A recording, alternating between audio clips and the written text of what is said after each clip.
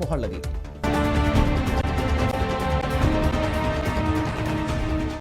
नमस्कार, मैं हूं आपके साथ आयुषी ओझा। 20 मिनट 20 खबर में आपका स्वागत है। इस बुलेटिन में हम आपको प्रदेश से लेकर देश के अलग अलग हिस्सों की खबर दिखाएंगे। साथ ही आपको ये भी बताएंगे कि दुनिया भर में क्या कुछ चल रहा है। तो चलिए शुरू करते हैं 20 मिनट में 20 खबरों का सिलसिला। सबसे पहले खबर अपने प्रदेश राजस्थान की।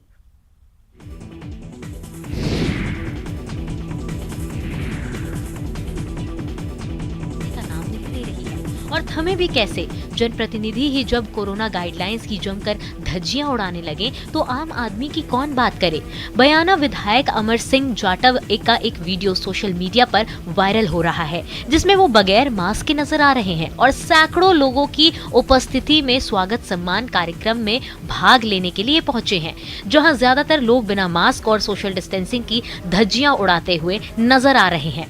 वायरल वीडियो रविवार का बताया जा रहा है। विधानसभा क्षेत्र के गांव पुरा हर हाल में लोगों ने विधायक का स्वागत कार्यक्रम रखा था, जिस कार्यक्रम में विधायक शामिल हुए थे। ऐसे में सवाल खड़े होते हैं कि जब सरकार के ही विधायक कोरोना गाइडलाइंस की धज्जियां उड़ाएंगे तो फिर आम जनता से क्या उम्मीद की जा सकती है। कोरोना के बढ़ते आंकड़े लोगों को डरा रहे हैं। बढ़ते संक्रमण पर लगाम लगाने के लिए राज्य सरकार ने पूरे प्रदेश में वीकेंड कर्फ्यू लगाया है। इसके बावजूद कई लोग अपनी आदत से बाज नहीं आ रहे, जिन्हें सबक बेहद सिखाना जरूरी हो गया है। तस्वीरें बांसवाड़ा की है, जहां बेवजह घूम रहे लोगों पर पुलिस लगातार कार्रवाई कर रही है, उन्हें क्वारंटाइन सेंटर भेज रही है। शहर के अलग अलग जगहों पर कोतवाली पुलिस ने 22 लोगों को पकड़कर उन्हें नया बस स्टैंड स्थित क्वारंटाइन सेंटर भेज दिया। बताते चले, नया बस स्टैंड के निकट स्थित रैन बसेरा क्वारंटाइन सेंटर बनाया गया है। ये लोग शहर में बेवजह घूम रहे थे। पुलिस जब इन लापरवाह लोगों को क्वारंटाइन सेंटर लाई तो कुछ लोग पुलिस वालों के सामने हाथ जोड़ने लगे और कुछ पैर छूकर माफी मांगने लगे। बिना वजह से सड़कों पर घूमते हुए करीब 22 लोगों को अभी संस्थागत क्वारंटाइन कराया गया है। तो बार बार समझाइश के बावजूद भी ये लोग आज वीकेंड कर्फ्यू का उल्लंघन कर रहे थे और बिना वजह बिना मास्क लगाए इधर उधर सड़कों पर बिना कारण से घूम रहे हुए पाए गए। तो उनको संस्थागत क्वारंटाइन कराया गया। इसमें अग्रिम कार्रवाई एसडीएम साहब और उनके द्वारा की जाएगी। पर्यावरण का रखे ध्यान तभी बनेगा देश महान, और वृक्ष है इस पर्यावरण के आभूषण, इनसे होता दूर प्रदूषण। वृक्षारोपण की इसी अहमियत को बताने निकली बाड़मेर की बेटी अपनी मंजिल पर पहुंच गई। पर्यावरण के प्रति जागरूकता फैलाने के मकसद से भारत भ्रमण पर बाइक से निकली नीतू चोपड़ा ने दिल्ली पहुंचकर अपनी यात्रा खत्म कर ली। दिल्ली में केंद्रीय कैबिनेट और जल मंत्री गजेंद्र सिंह शेखावत समापन कार्यक्रम में मौजूद रहे। नीतू ने बताया कि 12 जनवरी युवा दिवस पर यात्रा खत्म होनी थी, लेकिन एक्सीडेंट में बाइक खराब होने की वजह से 2 दिन की देर हो गई। नीतू ने 20,000 से ज्यादा किलोमीटर फॉर यूथ, युवा जागेगा तभी तो देश बचेगा की थीम को लेकर यात्रा की है। इस दौरान शेखावत ने कहा कि ये बेटी प्रधानमंत्री की संकल्पना सशक्त युवा और महिला सशक्तिकरण का बेमिसाल उदाहरण है। नीतू राजस्थान के बाड़मेर की रहने वाली है। क्योंकि कुछ भी करना है तो युवाओं को जगाना जरूरी है और वही देश के आने वाले भावी कर्णधार हैं। तो प्रकृति जल है तो कल है, प्रकृति है तो हम है का संदेश हमने जा के हर स्टेट में दिया। हर स्टेट में जाके यूनिवर्सिटी के स्टूडेंट्स के साथ में, क्लब्स के साथ, युवा ग्रुप के साथ में इंटरेक्शन किया। और अब देख लेते हैं कुछ दूसरे राज्यों की खबरें। भारतीय संगीत की लय थम गई, सुर मौन हो गए, भाव शून्य हो गए। कत्थक के सरताज पंडित बिरजू महाराज जी नहीं रहे। पद्म विभूषण से सम्मानित 83 साल के बिरजू महाराज ने रविवार और सोमवार की दरमियानी रात दिल्ली के साकेत हॉस्पिटल में अंतिम सांसें ली। पिछले 1 महीने से बिरजू महाराज का इलाज चल रहा था। बीती रात करीब 12:30 बजे उन्हें सांस लेने में तकलीफ हुई, जिसके बाद उन्हें अस्पताल में एडमिट कराया गया, लेकिन उनकी जान नहीं बचाई जा सकी। लखनऊ घराने से ताल्लुक रखने वाले बिरजू महाराज का जन्म 4 फरवरी 1938 को लखनऊ में हुआ था। इनका असली नाम पंडित ब्रजमोहन मिश्र था। ये कथक नर्तक होने के साथ साथ शास्त्रीय गायक भी थे। बिरजू महाराज को 1983 में पद्म विभूषण से सम्मानित किया गया था। इसके साथ ही इन्हें संगीत नाटक अकादमी पुरस्कार और कालिदास सम्मान भी मिला था। काशी हिंदू विश्वविद्यालय और खैरागढ़ विश्वविद्यालय ने बिरजू महाराज को डॉक्टरेट की मानद उपाधि दी थी। बिरजू महाराज को 2012 में विश्व रूपम फिल्म में नृत्य निर्देशन के लिए राष्ट्रीय फिल्म पुरस्कार से सम्मानित किया गया था। इसके अलावा इन्हें 2016 में बाजीराव मस्तानी के मोहे रंग दो लाल गाने की कोरियोग्राफी के लिए फिल्म फेयर पुरस्कार भी मिला था।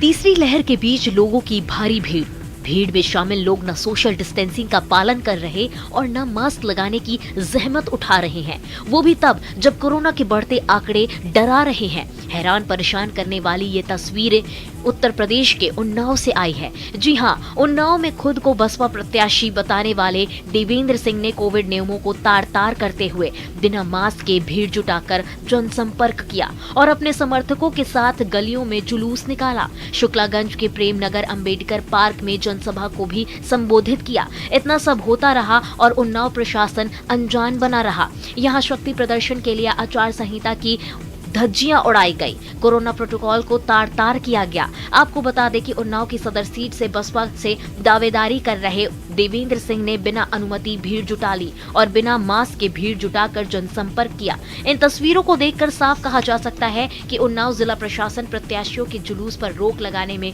पूरी तरह नाकाम साबित हो रहा है। वैक्सीन लगवाओ, टी शर्ट पाओ। उत्तर प्रदेश के मेरठ में वैक्सीनेशन को प्रमोट करने के लिए यहाँ के कमिश्नर ने एक अनोखी पहल शुरू की है। कोरोना के खिलाफ टीकाकरण करवाने वाले युवाओं को अब वैक्सीन के साथ टी शर्ट उपहार में दी जाएगी। वैक्सीनेशन के लिए आने वाले युवाओं को स्लोगन वाली टी शर्ट दी जाएगी।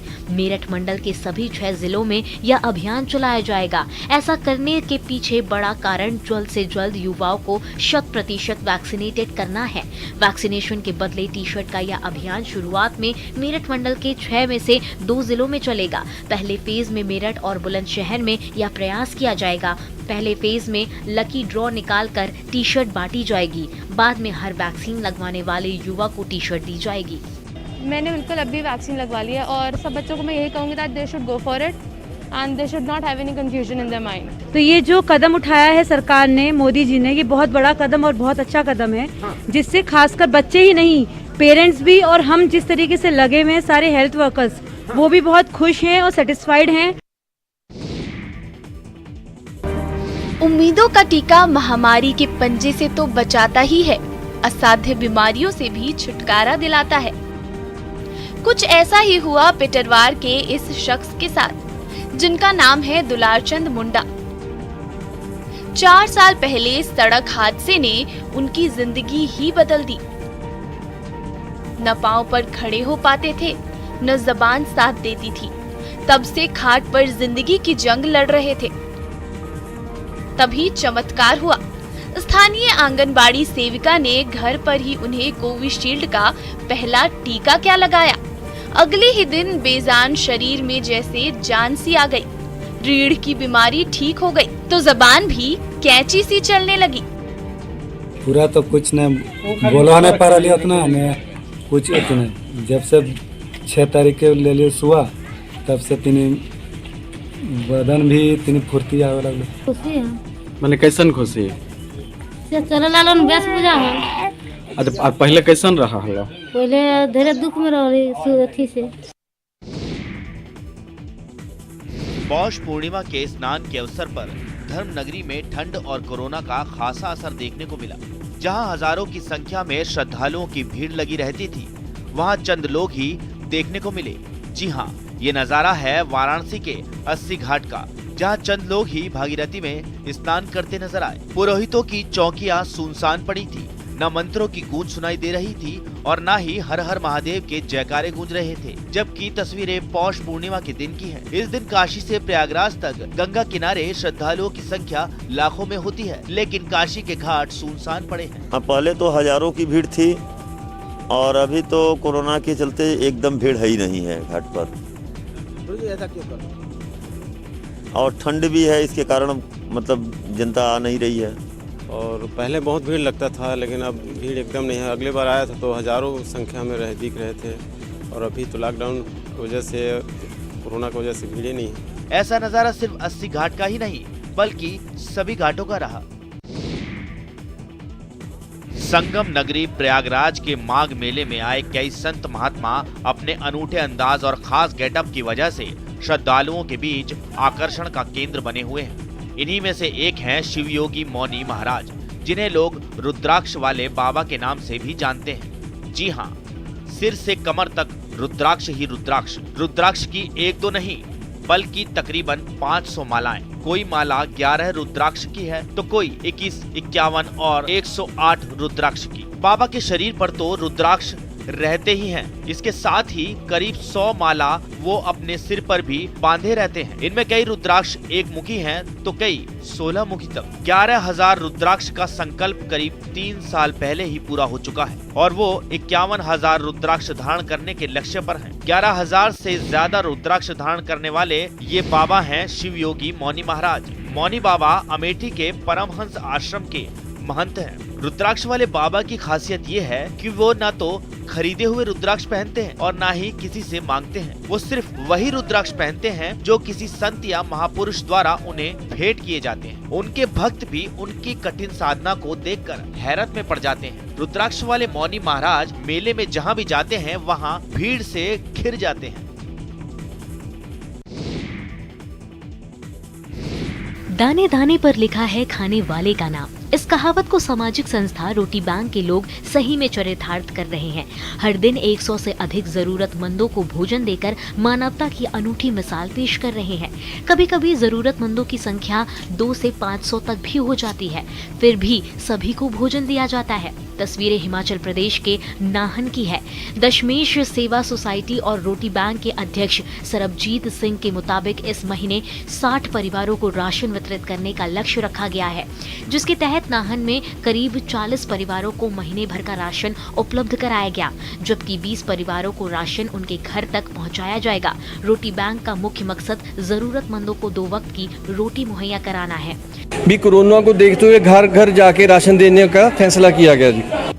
दशमेश रोटी बैंक की वरिष्ठ सदस्य सतेंद्र कौर ने बताया कि रोटी बैंक से प्रेरित होकर उन्होंने एक और मुहिम चलाई है, जिसके तहत सर्दी के मौसम में जरूरतमंदों को गर्म कपड़े उपलब्ध करवाए जाएंगे। हिमाचल प्रदेश की पर्यटन नगरी मनाली सहित आसपास के क्षेत्रों में इन दिनों मौसम सुहावना हो चला है। घाटी में गुनगुनी धूप खिल गई है। इसके बावजूद यहाँ के बाशिंदों की मुश्किलें कम नहीं हो रही है। बीते दिनों हुई भारी बर्फबारी के बाद बेशक मनाली का मौसम सुहावना हो गया है, लेकिन ठंड का टॉर्चर लगातार जारी है। मनाली में मौसम के साफ होते ही तापमान में खासी गिरावट आ गई है, जिससे घाटी के लोगों की दिक्कतें और बढ़ गई है। तापमान माइनस में होने से नलकों का पानी भी जम गया है।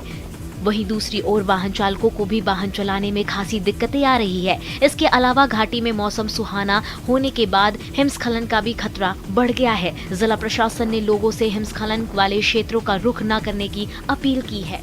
इससे राहत ये है कि हमारे को धूप सेकने का भी मज़ा आता है थोड़ा, और टूरिस्टों को भी अच्छा खेलने का मज़ा आता है। जैसा कि आप देख रहे हैं, लगातार बर्फबारी होने से यहाँ के तापमान में तो वैसे बहुत ज़्यादा गिरावट आई है। -6-7 डिग्री तक भी चला गया है। पर्यटन नगरी धर्मशाला को जल्द ही बड़ी सौगात मिलने वाली है। जी हाँ, शीतकालीन सत्र के बाद पहली बार हिमाचल प्रदेश की दूसरी राजधानी धर्मशाला आ रहे मुख्यमंत्री जयराम ठाकुर इस चुनावी साल में धर्मशाला को करोड़ों की सौगात देने जा रहे हैं। ऐसा हम नहीं कह रहे, ऐसे दावे अभी से होने शुरू हो गए हैं। 19 जनवरी को मुख्यमंत्री जयराम ठाकुर का शेड्यूल धर्मशाला के लिए तय हो चुका है। सीएम धर्मशाला आकर 250 करोड़ रुपए से भी अधिक की विकास परियोजनाओं का उद्घाटन और शिलान्यास करेंगे, जिनमें से सबसे महत्वाकांक्षी रोपवे परियोजना है, जिसके जरिए लोअर धर्मशाला को अपर धर्मशाला के साथ जोड़ा जाएगा। रोपवे के संचालन से धर्मशाला में पर्यटन क्षेत्र में इजाफा होगा और रोजगार के अवसर भी बढ़ेंगे। इस बात की घोषणा धर्मशाला के विधायक विशाल नहरिया ने एक प्रेस कॉन्फ्रेंस में की। विधायक ने कहा कि सीएम 19 जनवरी को धर्मशाला में पिछले 4 साल से बन रहे युद्ध संग्रहालय का भी लोकार्पण करेंगे। यही नहीं, सीएम जयराम ठाकुर 19 जनवरी को ही धर्मशाला में पर्यावरण और प्रदूषण कंट्रोल बोर्ड सहित फॉरेंसिक साइंस लैब के भी भवन का उद्घाटन करेंगे। सर, आप देख रहे हैं कि हमें क्या दिक्कत है। दिखाई भी दे रहा है इस वीडियो में भी, पर हम बता सकते हैं कि हमारे घर टूटे हुए हैं। गौशाला टूटी 3 साल हो गए, ना तो यहाँ कोई प्रधान दे रहा है हमें गौशाला, हमने पाँव भी उनके छुए जाके। हिमाचल प्रदेश के चंबा में कई लोगों को सरकार की कल्याणकारी योजनाओं का लाभ नहीं मिल रहा। न्यूज़ 18 इससे पहले कई ऐसे लोगों के घरों का हाल दिखा चुका है। लोग सरकारी दफ्तरों के चक्कर काट काट कर थक गए, लेकिन उन्हें इन योजनाओं के बारे में जानकारी नहीं मिल पाई। यहाँ तक कि लोगों ने अपने पंचायत प्रतिनिधियों के पांव तक पकड़े, लेकिन उसके बावजूद उन्हें कोई फायदा नहीं मिला। जबकि सरकार ये दावा करते नहीं थकती कि जिले के अंतिम व्यक्ति तक वो इन योजनाओं का लाभ पहुँचा चुकी है। थक हार कर लोग न्यूज़ 18 को फोन करके अपनी समस्या बता रहे हैं। आए दिन लोग न्यूज़ 18 को फोन कर अपनी व्यथा बताते हैं और जिम्मेदारों तक गुहार पहुंचाने की फरियाद करते हैं। तो आप अभी देख ही चुके हैं 10 मिनट पहले कि हमारी गौशाला कितनी टूटी हुई है, वहाँ पे पानी आता है और घर का ये हाल है कि अंदर मतलब पानी आ रहा है, फर्श पूरा गीला है। जल्लीकट्टू सांड और इंसान के बीच खेला जाने वाला रोमांचक खेल। तस्वीरें तमिलनाडु के मदुरै की है। कोरोना संक्रमण के बढ़ते मामलों के बीच मदुरै स्थित पिलामेडु क्षेत्र में जल्लीकट्टू प्रतियोगिता शुरू हो गई। इस खेल के प्रतियोगी को एक समय में बैल के कुबड़ को पकड़ने की कोशिश करनी होती है। बैल को वश में करने के लिए इसकी पूंछ और सींग को पकड़ा जाता है और बैल को एक लंबी रस्सी से भी बांधा जाता है और जीतने के लिए एक समय सीमा में बैल को काबू में करना होता है। कुल मिलाकर खेल में बैल को वश में करना ही इस खेल का लक्ष्य होता है। जल्लीकट्टू खेल को पुराने समय में येरुथाजुवुथुल से भी जाना जाता था, जिसका मतलब है जल्लीकट्टू को गले लगाना। जली का मतलब है सिक्के और कट्टू का मतलब है बैग, जिसका मतलब है सिक्कों से भरा हुआ बैग जो बैल के सींगों पर बंधा होता है और जीतने वाले यानी विजेता को ये बैग मिल जाता है। गौरतलब है कि पोंगल पर 3 जल्लीकट्टू कार्यक्रमों का आयोजन किया जाता है।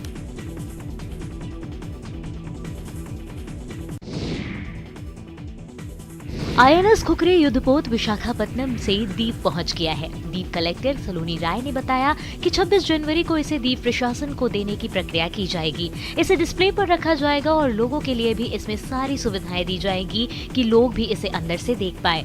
गौरतलब है कि आईएनएस खुखरी देश की 32 साल की शानदार सेवा के बाद पिछले महीने सेवा मुक्त हुआ था। यह स्वदेशी निर्मित मिसाइल कॉर्वेट में से पहला जहाज था। बता दें कि कॉर्वेट एक छोटा युद्धपोत होता है। यह परंपरागत रूप से पोत की सबसे छोटी क्लास है। एक कॉर्वेट का इस्तेमाल तटीय गश्ती जहाज, मिसाइल नाव और तेज हमले वाले जहाज के रूप में किया जाता है। कॉर्वेट 23 अगस्त 1989 को मझगांव डॉक शिप बिल्डर्स द्वारा बनाया गया था और इसे पश्चिमी बेड़े का हिस्सा होने का गौरव प्राप्त था।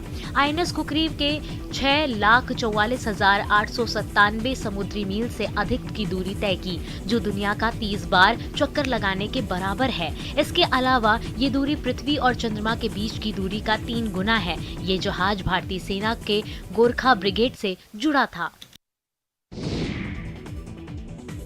जिस कला पर आप निसार हैं, रंगों के जिस संयोजन पर आप मुग्ध हैं, उससे जुड़ी एक और खासियत जानकर आप दांतों तले उंगलियां दबाने के लिए मजबूर हो जाएंगे।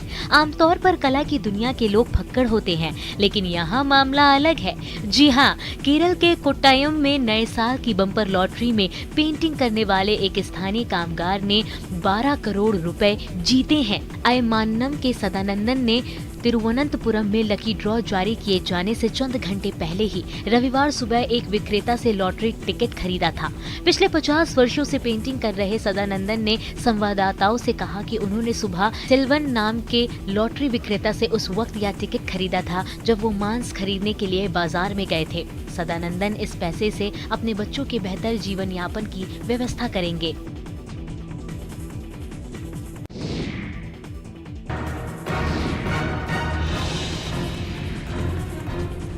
चूल्हे पर चढ़ते ही चावल के सफेद दाने पककर लिबलिबे हो गए। हाथों से छुआ तो चिपटे होने लगे। थोड़ा और दबाया तो उन दानों का कचूमर ही निकल गया। मोतियों से इन दानों का अपनी आंखों के सामने ये हाल देखकर परतापुर के ग्रामीण के तो होश उड़ गए। किसी के समझ में नहीं आ रहा था कि सफेद सफेद चावल चूल्हे पर उबलते ही आखिर गलकर पिघलने क्यों लगे। तो कैसे मालूम हुआ कि इसमें प्लास्टिक का चावल है? सर हम बना रहे थे खाना बनाने के लिए चावल, तो उसमें बिछने लगा तो हमको दांत दर्द धरे तो एकदम चिपटा हो गया, तो उसलिए देखे कि प्लास्टिक है। हैरान परेशान ग्रामीण मिलावटी चावल की पोटली लेकर परतापुर गांव के उस पीडीएस डीलर के पास पहुंचे जिससे उन्हें अनाज से भरा ये बोरा थमाया गया था। तो ग्रामीणों की शिकायतें सुनकर पीडीएस डीलर ने सारा ठिकरा एसएफसी के मत्थे ही फोड़ दिया। चावल में कुछ फेंटे हुआ है, प्लास्टिक है कि क्या है चावल, अब समझ में नहीं आता है, लेकिन हम तो बोरा सील बोरा खोल रहे हैं, उसमें निकल रहा है।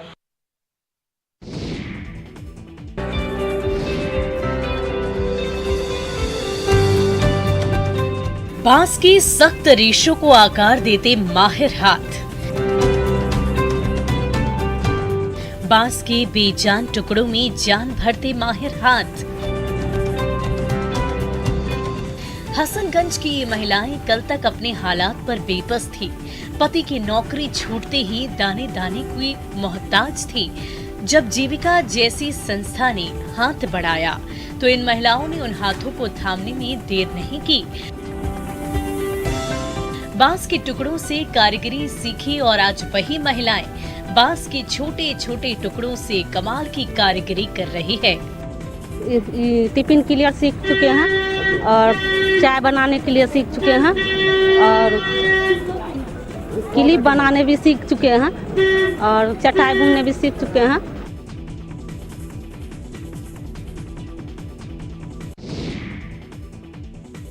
सदियों से अंधेरे में जीवन यापन कर रहे इंद्रावती नदी के पार बसने वाली पंचायतों के निवासियों के दिन फिर चुके हैं।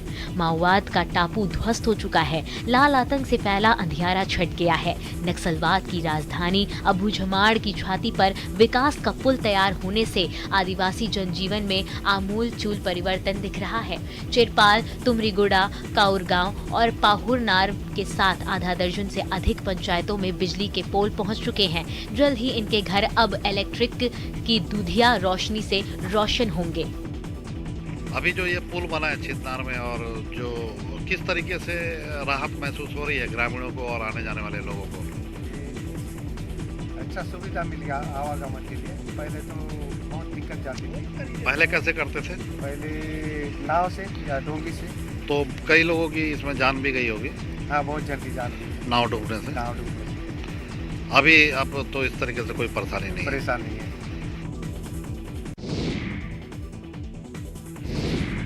देश की सरहदों से दूर अपने घरों में हम महफूज चैन के साथ सोते हैं तो सिर्फ इसलिए क्योंकि सरहद पर कोई हमारे लिए जाग रहा होता है। न गर्मी, न सर्दी, न बारिश, कोई भी मौसम उनके लिए छुट्टियों वाला नहीं होता। हर आफत मुश्किल से बेपरवाह वे बस अपनी ड्यूटी कर रहे होते हैं ताकि देश सुरक्षित रहे। कड़ाके की ठंड में जब हम अपने घरों में रजाइयों में दुबके रहना पसंद करते हैं, कोई भारी बर्फबारी के बीच भी सरहदों की सुरक्षा में दिन रात तैनात रहता है। तस्वीरें जम्मू कश्मीर के किश्तवाड़ की है, जहां ऊंचाई वाले इलाकों में भारी हिमपात के बीच भारतीय सेना पेट्रोलिंग करती दिखे। जी हां, भारतीय सेना के जवानों का ऐसा ही एक वीडियो सामने आया है जिसमें देश की सीमाओं की सुरक्षा को लेकर उनकी प्रतिबद्धता साफ देखी जा सकती है, जो बर्फबारी के बीच अपनी ड्यूटी पर मुस्तैदी से जुटे हैं। भारतीय सेना के जवान जम्मू कश्मीर में भारी बर्फबारी के बीच हर आफत से बेपरवाह नियंत्रण रेखा LOC पर गश्त करते नजर आ रहे हैं। उनके दिलों में है तो बस एक जज्बा कि भारत की सीमाएं महफूज रहें, सीमा पार से कोई घुसपैठ न हो पाए।